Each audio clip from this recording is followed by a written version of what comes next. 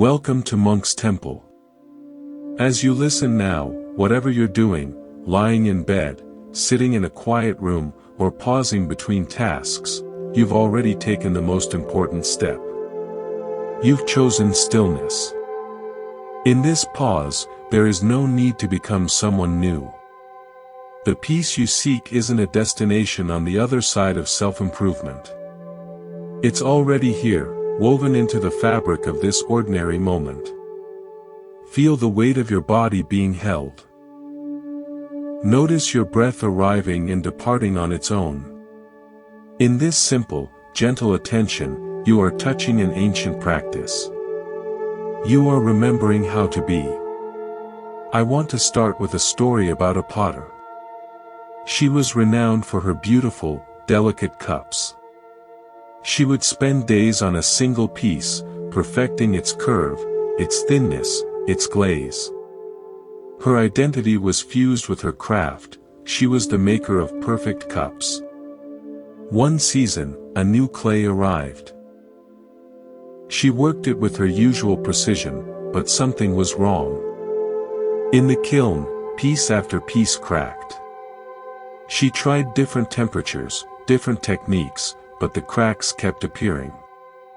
Devastated and feeling like a fraud, she was ready to give up. In her frustration, she stopped trying to make a perfect cup. She just started playing with the clay, letting her hands move without a plan. What emerged was a bowl, thick and uneven, with a deep crack running through it. Instead of discarding it, on a whim, she filled the crack with gold lacquer. When she pulled it from the kiln, she was stunned. The golden seam made the bowl more beautiful, more interesting, more alive than any perfect cup she'd ever made.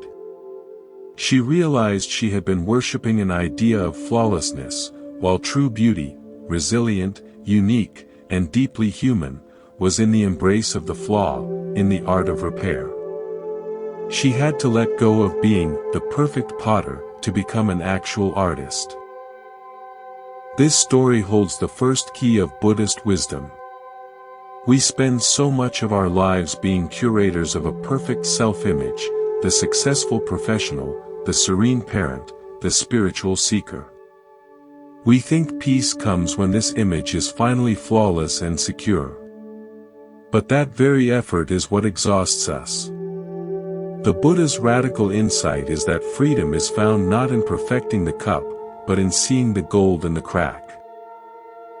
Not in building a stronger identity, but in letting the identity be porous, imperfect, and sometimes beautifully broken. The practice begins when we stop being the relentless potter and become the curious witness to the clay of our own experience. If this idea of finding beauty in imperfection speaks to you, I invite you to subscribe to Monk's Temple. By subscribing, you're simply choosing a space that reminds you of this gold, a gentle refuge from the world's demand for flawless surfaces. Our modern world operates on a single, relentless equation: more equals better. More achievement equals more worth. More security equals more peace. More knowledge equals more wisdom. We are collectors, adding to the shelves of our identity, hoping the next acquisition will finally make us feel complete. But look at the lives built primarily on this principle. Often, beneath the impressive collection, you find not contentment, but the quiet anxiety of the museum guard. Always watching, always worrying about loss, breakage, or theft. The container is full, but the person inside feels hollow. Centuries ago, the Buddha sat in contemplation and saw through this entire cycle. He realized true power, a power that liberates rather than burdens, works in reverse. It is a power of release. Buddhist teaching points to three spiritual strengths that grow not through accumulation, but through letting go.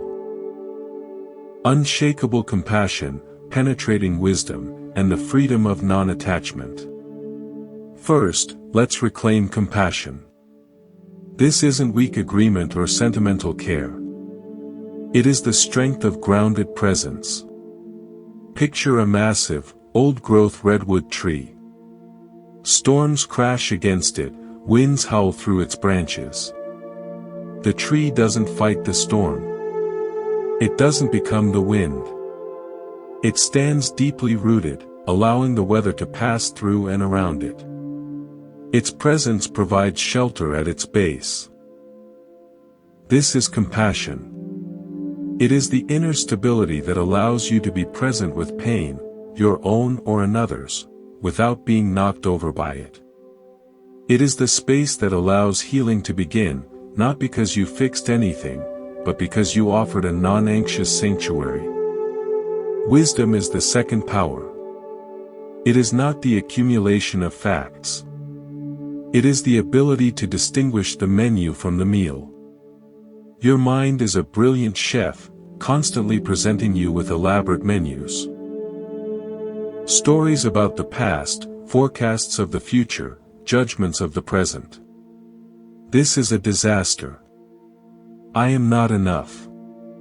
They are wrong.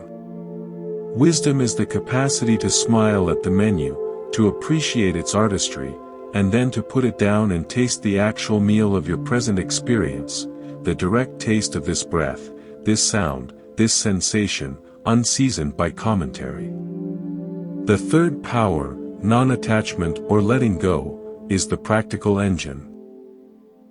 It is the decision to stop confusing the menu for the meal. The Buddha identified 3 mental habits that keep us stuck reading the same painful menu: craving, aversion, and delusion. Craving is the mind's constant editorial note, this moment needs improvement. It's the slight preference for a different seat, the itch to check your phone, the thought that happiness is in the next purchase, the next vacation, the next milestone. Aversion is craving's opposite, the mental eraser. This shouldn't be here. It's resistance to boredom, to criticism, to physical discomfort, to any experience labeled bad. Delusion is the glue. It's the fundamental confusion that believes the menu's description, a terrifying 5-course failure, is actually what you're eating right now. It's mistaking a passing cloud of emotion for the entire sky of your being. The path is not to battle the mind's creations, but to change your relationship to them. It's not about stopping the storm, but discovering you are the redwood, not the leaves tossed in the wind. The moment you notice, craving is here, you are no longer just craving. You are the awareness that contains it. That simple noticing is a spark of freedom. This gentle noticing is the beginning of letting go. You are not the potter frantically fixing the crack. You are the awareness that can see the potential for gold within it. We begin here. By shifting from the exhaustion of curation to the gentle curiosity of witness. In the next part, we'll see how these patterns of craving and aversion are not personal failures, but ancient, inherited software running in our minds, and how we can learn to work with them skillfully. For now, as we close this first chapter, ask yourself gently, where in your life are you trying to be the perfect potter, fearing the crack? What would it feel like to just behold the clay, as it is, with kind curiosity? Let's look closer at these patterns, the craving, the aversion, the delusion. We often experience them as personal failures, as proof that we're not disciplined enough, not spiritual enough, not good enough. But what if they aren't yours? Not personally. What if they are like weather patterns in a system much larger than your individual self? Buddhism offers a profound and liberating perspective. You are shaped by 2 great rivers of influence. Understanding this is like getting a map of the currents you're swimming in. It's the difference between fighting the water and learning how to swim with awareness. The first river is your inheritance. Buddhism calls this your individual karma, or retribution. Think of it not as punishment, but as your particular starting material, the clay you were given. This is the genetic and psychological legacy from your family line. It's not just your mother's eyes or your father's smile. It's your grandmother's tendency to worry that shows up as your nighttime anxiety. It's your grandfather's quiet perseverance that emerges as your stubbornness in solving problems. It's the survival strategies, the quick temper, the people-pleasing, the hypervigilance, that your ancestors developed in their time, which now live in your nervous system as automatic reactions. You didn't choose this clay. You received it. And much of our early life is spent either blindly acting out these patterns or waging war against them, thinking, why am I like this? The second river is your environment. This is your shared karma, or environmental retribution. It is everything you take in from the world around you, moment by moment. And here, Buddhist psychology gets very practical. It says you are fed through 4 kinds of nutrients, and your mental health depends on this diet. The first nutrient is obvious. Edible food. What you put in your body directly shapes your mind. A jangled, inflamed, or depleted body makes the inherited patterns of fear or anger much louder and harder to manage. The second nutrient is sensory impressions.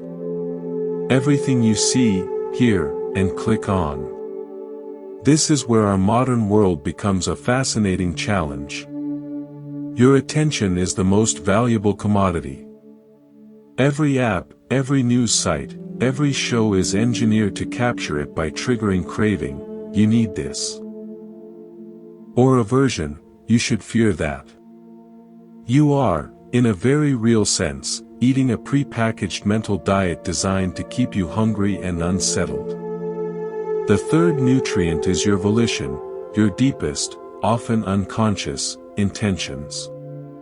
This is the most powerful feed. If your underlying intention is to be safe from judgment, you will taste criticism in every neutral comment. If your intention is to learn and connect, you will taste opportunity in the same comment. Your intention is the filter that colors all your experience. The fourth nutrient is collective consciousness. You absorb the unspoken beliefs and energy of the groups you're in, your family, your workplace, your online communities. Spend time in an atmosphere of gossip and lack, and you start to feel scarce. Spend time in an atmosphere of gratitude and curiosity, and you begin to feel more open. Now, here is the crucial, empowering turn. Just as you are constantly being fed by these rivers, you are also constantly feeding them. You are not a passive pot being filled. You are an active source. Your thoughts, your speech, and your actions are nutrients you contribute back to the environment. This is where you reclaim your agency. You can't control your initial clay, and you can't control all the sensory input, but you have a profound influence over your intention and what you emit. Let me give you an original story about this. A friend of mine, a teacher named Sam, worked in a high school with a toxic staff culture. Complaining in the break room was the norm. Everyone fed on everyone else's frustration. Sam felt drained every day. After starting a mindfulness practice, he decided to run a quiet experiment. He wouldn't try to change anyone. He would simply change his own emissions. He stopped participating in gossip. When someone vented, he would listen, then gently ask, "What's one small thing that might help?" Or, "What went okay today?" He didn't preach positivity, he just consistently offered a different nutrient. For weeks, nothing seemed to happen. But slowly, a few colleagues began seeking him out for actual problem solving. The break room conversations near him subtly shifted. He hadn't changed the system, but by changing what he fed into it, he created a small zone of different climate, a microclimate of clarity. That's the power of conscious contribution. This framework changes everything about our daily struggles. That sudden spike of anxiety isn't just your failure to be calm. It might be your inherited clay reacting to an environmental trigger, a news headline, sensory nutrient, consumed when you were tired, poor edible food, filtered through an unconscious intention to be safe, volition, all within a collective consciousness of fear. Seeing it this way allows you to respond with wisdom, not self-blame. You can address it at the nutrient level, turn off the news, eat something nourishing, check your intention, or find a different community to feed from for a while. This brings us back to letting go. The first thing we must often let go of is the story that our reactions are personal, permanent, and proof of our inadequacy. They are often just the ancient clay reacting to modern weather. Your work is not to hate the clay or to stop the weather. Your work is to become the wise potter who learns the unique qualities of her material and the conditions of her studio. You learn what nourishes you and what poisons you. You learn that when you feed the world with speech born of kindness, you create a kinder world to live in. We are like trees in a forest. A pine tree doesn't waste energy wishing it were an oak. It learns how to be the best pine in its particular patch of soil and sunlight. It takes in nutrients from the earth and air, and in return, it offers oxygen, shade, and stability to the creatures around it. It is both shaped by and shaping its environment. Your inherited patterns are your tree species. Your environment is your soil and climate. Your practice is about sinking your roots into healthy nutrients and growing toward the light of awareness, trusting that your very presence, stable, alive, and authentic, becomes a gift to the ecosystem around you.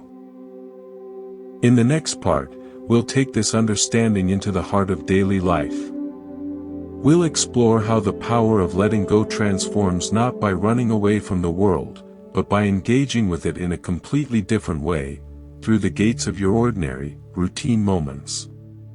But before we move on, let this settle: you are not just a product of your past or your surroundings. You are a participant in a living exchange. What will you choose to feed today? Now, let's bring this practice out of theory and into the kitchen sink. Because this is where the rubber meets the road, or rather, where the sponge meets the dish. We've talked about letting go of grand identities and understanding the currents that shape us. But freedom is tasted in the mundane. The spiritual journey isn't a path that leads away from your life, it's a way of walking through the life you already have. It asks a simple, revolutionary question. What if your practice time isn't separate from your lifetime? What if it's the same time? Consider your morning routine. Perhaps you rush through washing the breakfast dishes, your mind already at the first meeting, the first email, the first problem to solve. The dishes are an obstacle between you and your real life. But what if that was the point? What if those 3 minutes at the sink, feeling the warm water, seeing the soap bubbles shimmer and pop, were not an obstacle but the very essence of the path? In Zen, they say, when washing dishes, just wash dishes. This isn't a mindfulness tip. It's a radical declaration of independence from the tyranny of what's next. In that total engagement with the simple task, you are not accumulating peace, you are uncovering the peace that was obscured by your hurry. This is the secret the Buddha taught: nirvana is not a distant heaven. It is samsara, this very world of chores and traffic and difficult conversations, seen clearly, without the filters of craving and aversion. The sacred is not a separate category of experience reserved for temples and retreats. The sacred is your undivided attention meeting any moment, anywhere. Let me tell you an original story about this. A woman named Clara was a project manager, master of multitasking. She prided herself on her efficiency. She would listen to podcasts while cooking, answer emails while on playground duty with her kids, plan her weekend while in work meetings. She was a productivity engine, but she felt a strange, persistent emptiness, as if she were living a life of previews and never the main film. During a particularly stressful period, her internet went down for an entire evening. No streaming, no scrolling, no work emails. Annoyed at first, she was forced to just sit with her 2 young children. They built a blanket fort. In the close, fabric-dimmed light, with no device in hand, she really looked at her daughter's face as she explained the fort's elaborate rules. She heard her son's genuine, unfiltered laugh. She felt the scratchy wool of the blanket on her arm. For the first time in years, she was doing just one thing. And in that singularity, the emptiness filled with a palpable, joyful presence. The internet returned the next day, but something had shifted. She began to deliberately create single-task zones in her day, just driving, just eating, just listening. She didn't do less, but what she did, she began to actually live. She had discovered that multitasking is the mind's way of clinging to control, while single-tasking is an act of letting go, releasing the need to manage multiple timelines and surrendering to the one that is actually happening.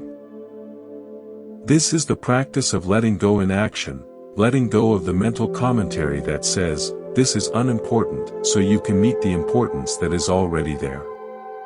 It turns the commute into a sensory experience of light and movement. It turns the wait in line into a chance to feel your feet on the ground and your breath in your body. It turns a difficult conversation from a battlefield to be won into a landscape of human emotion to be navigated with curiosity. And what of those difficult conversations? Here, the 3 powers we discussed, compassion, wisdom, letting go, become practical tools. Let's say a colleague takes credit for your idea in a meeting.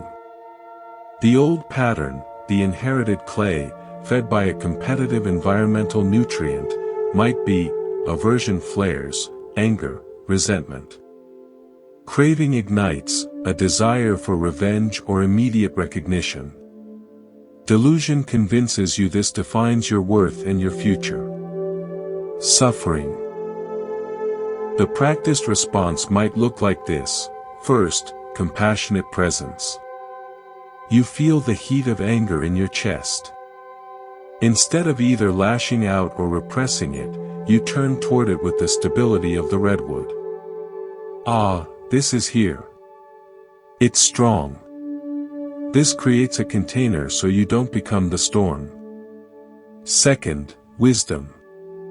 You look up from the menu, "This is a disaster. I've been wronged," and taste the actual meal. The facts, my idea was presented by someone else. My emotional weather. Anger, hurt. Their possible reality, insecurity, habit, unawareness. This wider view prevents you from solidifying the story. Third, letting go. You let go of the immediate need for the story to be resolved right now in your perfect version of justice. You let the emotional wave crest and fall within the container of your awareness. From that clearer space, you can then choose a response, perhaps a calm, private conversation later, that comes from agency, not reactivity. You let go of being the wronged hero in your mental movie, and become the wise, grounded adult in your actual life. This is how spiritual power works. It doesn't make you a pushover, it makes you responsive rather than reactive. It doesn't remove you from conflict, it allows you to enter conflict without adding more weapons to the field. You start to lead your life, whether you're leading a team, a family, or just your own choices, from this place of inner clarity. People begin to trust your presence because they sense it comes from depth, not from the shaky ground of needing to be right or be liked. The goal is not to create a life of perfectly peaceful moments. The goal is to develop a peacefully present mind that can meet any moment.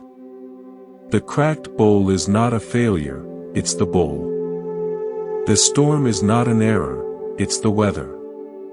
Your reactive mind is not your enemy, it's the ancient clay.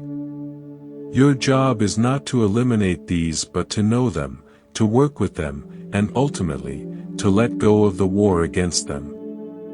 In that cessation of war, you find an unexpected peace. It was there all along, in the space between your resistance and the thing you were resisting. In the next part, we'll look at one of the deepest layers we cling to, our stories about time, our regrets over the past and our anxiety about the future, and how letting go of time itself can root us in an unshakable now. For now, I invite you to choose one ordinary activity today. Washing your hands. Walking to your car. Drinking a glass of water. And for just those few seconds, let go of what's next. Let go of the commentary. Just be the one washing, walking, drinking. Meet the gold in the crack of that ordinary moment. We carry 2 heavy suitcases everywhere we go. We are so accustomed to their weight that we often forget we are carrying them at all. These suitcases are labeled past and future. Inside the past case, we pack every regret, every resentment, every memory of a time we were hurt or a time we caused hurt. We polish these items, revisit them, and believe they tell us who we are. In the future case, we pack every worry, every what-if scenario, every plan and its potential for failure. We peer into this case constantly, trying to rearrange its contents to guarantee our safety and happiness. Carrying both, we attempt to walk through the present moment, but we are perpetually off balance, exhausted, and barely seeing the ground beneath our feet. Much of our suffering is not about what is happening now, but about the weight of these 2 cases we refuse to set down. Buddhist wisdom offers a shocking proposition: the past and future, as we conceive of them, are thought forms. They are mental creations. The past is a memory, a story being told now. The future is an anticipation, a story being projected now. The only reality you ever actually experience is this ever unfolding now. Letting go, therefore, must include the practice of letting go of time, or more accurately, letting go of your mental captivity to these 2 phantom time zones. This is not about becoming irresponsible or forgetting your history. It is about changing your relationship to these stories so you can be fully alive for what is real, the breath in your lungs at this very second. Think of your mind as a brilliant, but overly enthusiastic, film director. It is never content to simply film the present scene. It is constantly splicing in flashbacks from the past reel, cue the sad music from that old failure, and cutaways to the future reel, cue the ominous music for that upcoming challenge. You are trying to watch the movie of your life, but you're seeing 3 films projected on top of each other. No wonder you feel confused and anxious. The practice of letting go is learning to gently tell the director, just this scene. Just film what's actually here, right now. When you do, the picture becomes startlingly clear, simple, and manageable. I knew a man named David, a historian, whose mind lived almost exclusively in the past. He analyzed every conversation for what he should have said, replayed old slights, and romanticized bygone eras to the detriment of his present relationships. He was a curator of a museum where he was both the main exhibit and the only visitor. His anxiety about the future was really just a fear of past pains repeating themselves. During a walk in an old-growth forest, his companion pointed out a massive, fallen cedar. "That tree fell maybe 300 years ago," she said. "Look at it now. It's not dead. It's a nurse log." Moss and ferns covered it, young saplings grew from its decomposing trunk, insects made homes in it. It was providing more life in its death than it ever had standing alone. David had a sudden insight. His past failures and hurts were not graves to tend. They were nurse logs. They could decompose and become fertile ground for new growth, for wisdom, for compassion for others who struggle. He didn't need to stop being a historian, he needed to stop being a gravekeeper and become an ecologist of his own experience, seeing how everything composes into the rich soil of the present. He began to let go of the suitcase labeled past by asking a new question about old memories. What life is growing from this now? The future requires a different kind of release. We treat the future as a problem to be solved with enough planning and worry. But worry is not preparation. It is the imagination's misuse. Preparation is present moment action, studying for the test, saving the money, having the difficult conversation. Worry is the repetitive, futile attempt to mentally live through 1,000 possible futures to avoid being surprised by the one that actually happens. It's like trying to put up an umbrella in a storm that hasn't arrived, while missing the sunshine currently overhead. Letting go of the future is the practice of trusting the ground beneath your feet. You cannot know what the next step will bring, but you can know that you are capable of taking a step. You cultivate the inner resources, the compassion, the wisdom, that will be there to meet whatever arises. You plan, but you hold the plans lightly, like a map you can fold and put away when the terrain changes. This is embodied in the Buddhist concept of non-abiding. It means not taking up permanent residence in any thought, any emotion, any story about past or future. You let experiences come, and you let them go. You become like a bird perching on a branch. The branch is the present moment. The bird doesn't cling to the branch in a panic, fearing it will fly. It also doesn't cling to the sky, worrying where it will land next. It rests fully on the branch, and when the time comes, it lets go and flies, then finds the next branch. The security is not in the branch, but in the bird's ability to fly and to land. So, how do we practice this? We anchor in the physical reality of the present. Your body is always here, now. Your breath is always here, now. When you find yourself hauled into the past or hijacked into the future, you don't fight the thoughts. You simply notice where your mind has gone, and then you gently return your attention to a physical anchor, the feeling of your seat on the chair, the sensation of air moving through your nostrils, the sounds in the room. This is not avoidance. It is a radical homecoming.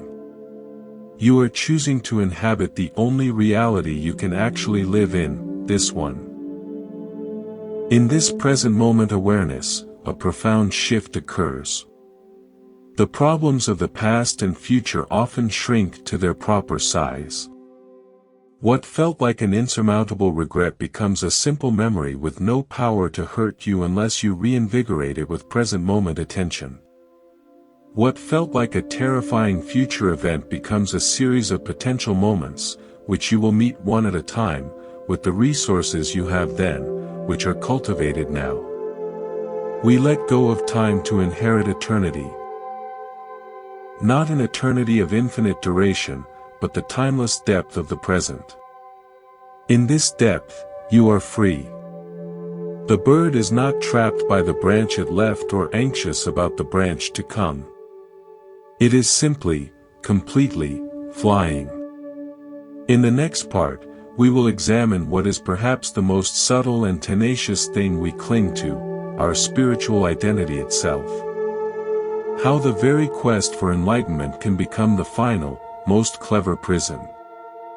For now, feel the weight of those two suitcases in your mind. Past. Future. You have been carrying them for so long. What would it feel like, just for these next few breaths, to set them down? To feel the relief of standing here, unburdened, in the clear air of now. There is a final, almost invisible fortress we build. It is the most difficult to see because it is constructed from the very material of our seeking. We seek freedom from the ego, so we build a spiritual identity. We seek to be non-attached, so we become attached to being the one who is non-attached. This is the trap of spiritual materialism, the attempt to collect enlightenment, mindfulness, and peace as possessions to adorn a newer, better self. It is the potter, having discovered the beauty of the cracked bowl, now starting to boast, "Look at my beautiful cracked bowls. See how enlightened I am for embracing flaws." The crack has become another commodity, another item on the shelf of self. This is why the Buddha often taught about the danger of clinging to views, even Buddhist ones. He said his teachings were like a raft, useful for crossing the river of suffering, but foolish to carry on your back after you've reached the other shore. This is the paradox. The journey requires a sense of self to undertake it, but the destination is the realization that the self you've been carrying is more like a process than a thing, more like a verb than a noun. Letting go must, ultimately, include letting go of the one who is letting go. This doesn't mean you disappear. It means you stop freezing the flow of your experience into a solid statue called me. You are the witnessing, the feeling, the thinking, the changing, not a fixed character who owns these events. I want to share an original story about this subtle trap. A woman named Anya became deeply involved in meditation and Buddhist philosophy. She read all the books, attended silent retreats, and could speak eloquently about emptiness and compassion. She began to notice, however, a quiet superiority. When friends would complain about ordinary stresses, she would inwardly note their lack of awareness. When she felt angry, she would berate herself for not being more evolved. Her spiritual practice had created a new, more refined ego, Anya, the spiritually advanced one. The very tools meant to liberate her had become walls of a more pleasant prison. The shift came during a retreat where she was sick with a cold. She was congested, irritable, and couldn't meditate. Lying in bed, feeling sorry for herself, she had a moment of stark honesty. She wasn't a serene meditator, she was just a sick person in a bed. And in that simple, unadorned fact, she felt a strange relief. All the posturing fell away. There was no spiritual Anya to maintain. There was just the raw experience of a stuffy nose and tired body. In that humble, unspiritual moment, she touched a genuine peace deeper than any she had achieved on the cushion. She had to let go of the Buddhist to touch Buddhism. This is the essence of what Zen masters point to with phrases like, "Kill the Buddha if you meet him on the road." It means if you have a solidified concept of enlightenment or a holy figure, you must let that concept go, for it is blocking the real, living truth which cannot be captured in any idea. Your spiritual resume, the hours meditated, the books read, the insights had, is another suitcase. It may be a nicer suitcase than the one labeled, corporate success, but it's still a burden if you're carrying it to prove something. So how do we practice without building this new identity? We practice with what I call, forgetting the score. Imagine you are learning to play a beautiful piece of music on the piano. If you are constantly counting how many correct notes you've played or berating yourself for mistakes, the music becomes stilted, anxious, and joyless. But if you can forget the score, not the musical score, but the mental scorekeeping, and pour your attention into the feeling of the keys, the sound of the phrases, the flow of the movement, then the music can come alive. It might not be technically perfect, but it will be music. Your practice is the same. Forget the score of how many minutes you sat, how calm you were, how spiritual you felt today. Pour your attention into the direct experience of this breath, this step, this word spoken in kindness. Let the practice be its own reward, not a line item on the ledger of a better self. This applies powerfully to our relationships. When we hold the identity of the helper, the healer, or the wise one, we subtly rob others of their dignity. We are relating to our idea of them, needy, broken, student, and our idea of ourselves, capable, whole, teacher. Letting go of these roles allows for a meeting of two authentic, flawed, changing human beings. It creates space where real help can happen, not as a transaction from the have to the have-not, but as a natural expression of shared humanity. Compassion becomes something that flows through you, not something you do from a place of superiority. The ultimate spiritual power is this, the freedom to be nothing in particular, and therefore, capable of being truly present to anything. You are not a noun seeking adjectives, successful, peaceful, enlightened. You are the aware space in which all nouns and adjectives arise and pass away. When you stop trying to be a Buddhist, you might finally understand what the Buddha was pointing to. When you stop trying to be peaceful, you might finally stumble into peace. It's like trying to see your own eyes without a mirror. You can't grasp them, but you can see everything else with them. You are the seeing, not the seen object. Therefore, the path of letting go culminates in a great, relaxing exhale. It's the exhale of efforting, of becoming, of spiritual striving. It is the permission to be exactly as you are, confused, impatient, cracked, and to find the gold not in fixing those things, but in the tender, open awareness that holds them. The potter puts down her tools and simply looks at the clay, the kiln, the sky. In that looking, she is no longer separate from the process of creation. She is the creating itself. In the next part, we will explore how this practice of non-identifying, of being the open space, transforms our greatest fear. The fear of loss, of impermanence, and ultimately, of death itself. For now, consider this. What spiritual title or identity do you secretly cherish? The seeker, the healed one, the mindful parent? Can you, just for a moment, imagine setting that title down like a crown that has grown heavy?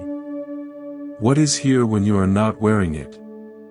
All of our grasping, our building of identities, our frantic mental time travel, it all points back to a single, deep-seated fear. The fear of the ground giving way. The fear of loss. The fear of the end. We sense, intuitively, the truth of impermanence. Everything changes. Everything ends.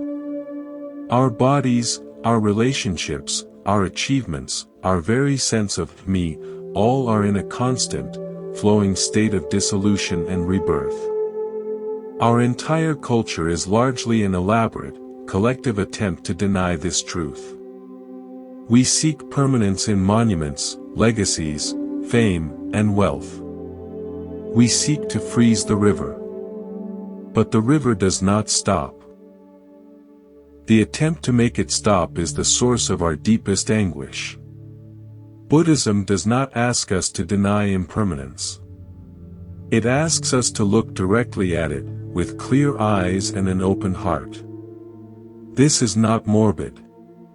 It is the ultimate liberation. The practice of letting go finds its most profound application here, letting go of the demand that life be permanent, stable, and secure on our terms. When we stop fighting the current, we discover we can float. We discover that what we truly are is not the temporary form being carried by the river, but the awareness that witnesses the flow. The form will change and end, but the witnessing presence is of a different order. Think of a wave in the ocean. The wave has a beginning, a peak, and an end. It crashes upon the shore and is gone. From the wave's perspective, this is a tragedy. I am coming to an end. I will be lost. But from the ocean's perspective, there is no loss. The wave was never separate from the ocean. It was a temporary expression of the ocean's vast, watery being. When the wave form dissolves, the water that composed it returns to the whole, ready to rise again in a new form. Your life, your consciousness, is like that. The temporary, precious, unique wave of you will one day crest and recede. But the awareness from which this you arises, the ocean of being, does not come and go. To let go of the fear of death is to shift your identity from the wave to the ocean. It is to realize you are not just the dancer, but also the dance, not just the note, but the silence that holds the music. This understanding transforms how we meet loss in daily life. The loss of a job, the end of a relationship, the fading of youth, the death of a loved one, these are not errors in the system. They are the system. They are the inevitable expression of life's law of change. When we meet loss from the identity of the separate wave, it is pure devastation. When we can meet it, even for a moment, from the awareness of the ocean, grief can still be vast and deep, but it is not poisoned by the panic of absolute annihilation.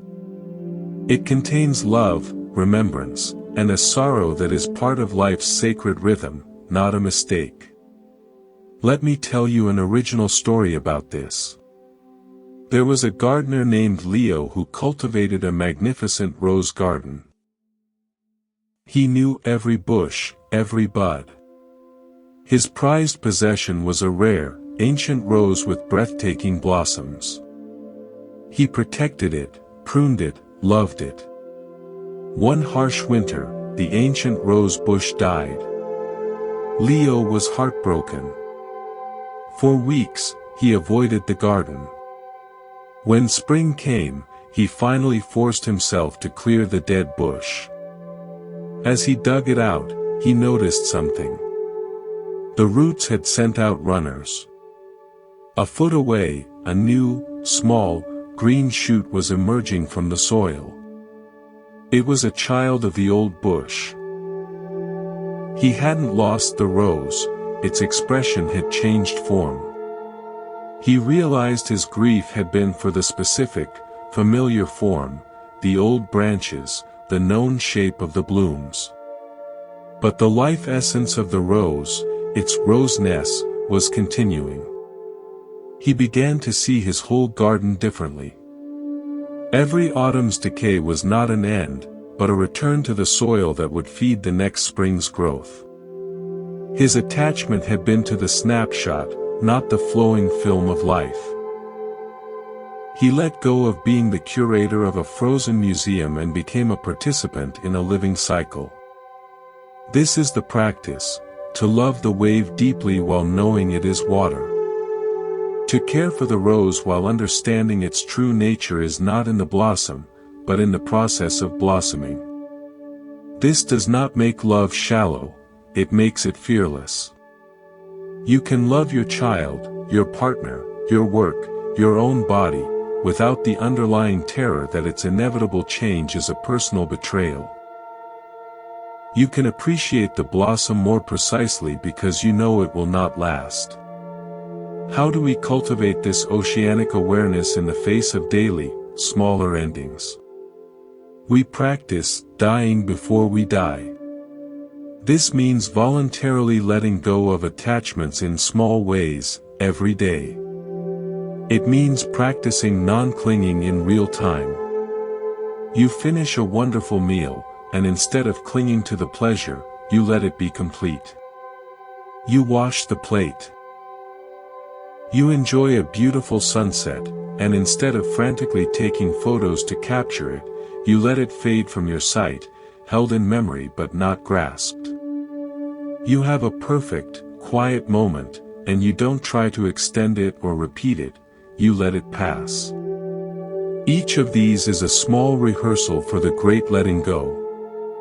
Each one strengthens the muscle of trust in the flow of life. When we live this way, a strange alchemy occurs. The very impermanence we feared becomes the source of life's preciousness. The fact that this moment, this person, this feeling will not last is what makes it sacred. You don't wait for a secure forever to begin loving your life. You love it now, because it is fleeting. This is not a philosophy of despair, but one of intense, vibrant appreciation. The ticking clock is not a threat, it is the metronome that gives the music its rhythm. Letting go of the fear of death is, finally, letting go of the central control project of the ego. It is surrendering to a reality infinitely larger than your personal story. In that surrender, you may find not annihilation, but a homecoming to a peace that was never born and will never die.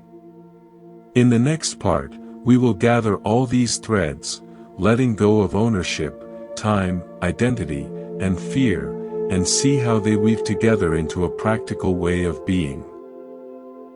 The path of effortless effort, of engaged non-attachment, where you work, love, and create not from lack, but from overflowing fullness. For now, feel your own breath. The inhalation is a beginning. The exhalation is a letting go, a small ending. Can you rest in the cycle? Can you trust the exhale, as you trust the inhale? As we arrive here, at the end of our time together, let me offer you a simple image. Imagine you have been walking for a long time, carrying a heavy, overstuffed backpack. You packed it years ago, thinking everything inside was essential for your journey: stones of old regret, bricks of future worry, bundles of identity, blankets of fear. The weight has become familiar, a part of you. Now, you come to a wide, quiet river. On the other side, you sense home, not a new place, but a remembered feeling of peace. There is a simple boat, but it can only carry you if you set the backpack down. This is the invitation of this entire journey. The river is this present moment. The other side is not a different life, but this life lived freely. The boat is your awareness. And the backpack? It is everything you can let go of. The teachings we've shared are not a set of commandments or a list of spiritual achievements to unlock. They are a series of gentle, persistent suggestions to check the contents of your pack. To feel the weight of each item with curiosity and ask, is this essential for crossing the river? Or is it what has been keeping me from stepping into the boat? The practice is this moment-by-moment auditing, done with kindness, not judgment. We've explored letting go of the ownership of things, roles, and thoughts. We've practiced releasing our grip on past stories and future forecasts. We've examined the subtle clinging to a spiritual self. And we've faced the ultimate letting go, into the truth of change itself. Each of these is an item you can choose to remove from your pack. You don't have to throw it into the abyss, you can simply set it on the shore with gratitude for the service it once provided, real or imagined. The regret stone taught you something. The identity brick gave you a shape for a while. But now, the river calls. What remains when the pack is empty? You do. Not as a story, but as presence. Not as a collection of attributes, but as a capacity for awake, tender experiencing. This is what the Buddha called your original nature, or Buddha nature. It is not something you acquire. It is what is revealed when you put down what you are not. It is the gold in the crack, the ocean holding the wave, the open sky for the bird, the still depth beneath the lake's stormy surface. It has been here all along, waiting patiently beneath the weight of your pack. So, what does life look like from the other side of the river? It looks exactly like your life. The dishes still need washing. The work still calls for your skill. Relationships still require care. Joy and sorrow still rise and fall. The difference is not in the content, but in your relationship to it. You are no longer a weary porter, struggling under the weight of it all. You are the one experiencing it. The warmth of the water, the challenge of the task, the sweetness of the connection. The burden of me and my life transforms into the simple, vivid reality of life happening.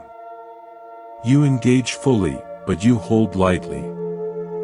You care deeply, but you don't cling desperately. This is the path of effortless effort, or what Zen calls action of non-action. It is not passivity. It is the most dynamic way of being, because your energy is no longer siphoned off into carrying the pack, into managing the heavy story of yourself. All that energy becomes available for genuine seeing, genuine loving, genuine responding. You become like the bamboo, deeply rooted yet hollow, flexible, and resilient. The wind of circumstance blows, and you bend and sway, you may even sing, but you do not break because you are not rigidly fighting to stand still. Your strength is in your surrender to the nature of things. Therefore, the culmination of this path is not a dramatic finish line. It is a quiet beginning. It is the decision, repeated in 1,000 small ways each day, to travel lighter. It is the courage to feel a feeling without weaving a whole identity from it. It is the wisdom to see a thought as a thought, not a master. It is the compassion to meet your own weariness not as a failure, but as a signal to rest. It is the trust to take the next step even when you cannot see the entire path. As you move forward from this space at Monk's Temple, carry nothing from me but this permission, the permission to be gentle. When you forget, when you find yourself heaving that old backpack onto your shoulders again, do not add a new stone of self-criticism. Simply notice. Ah, I picked it up again. Smile at the familiar weight. And set it down. That noticing, that gentle setting down, is the entire practice. It is the boat. It is the crossing.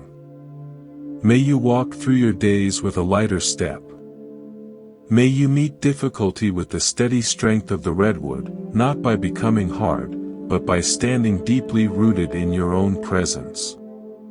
May you meet joy with an open palm, receiving it fully and releasing it freely, making room for the next gift. May your understanding ripen into a quiet compassion for yourself and all beings who are also, in their own way, carrying packs and searching for the riverbank. You are enough.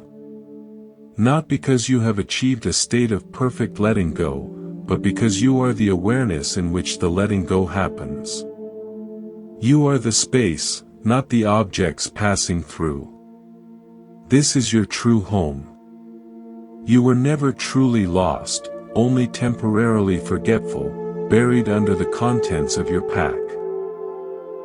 The journey continues now, in your next breath, in your next choice. But for this moment, rest. You have heard the teachings. You have felt the truth in your own being. You know what to do. It is not complicated. Just put down what is heavy. Just be here. The river is now. The boat is your attention. The other shore is this very moment, experienced freely. Thank you for sharing this sacred time. May the peace you have touched here grow in you like a quiet, unstoppable vine, reaching into every corner of your life, reminding you always of the gold, the ocean, the sky, and the profound lightness of your true nature. Be well. Be at peace. The temple is always here, within you.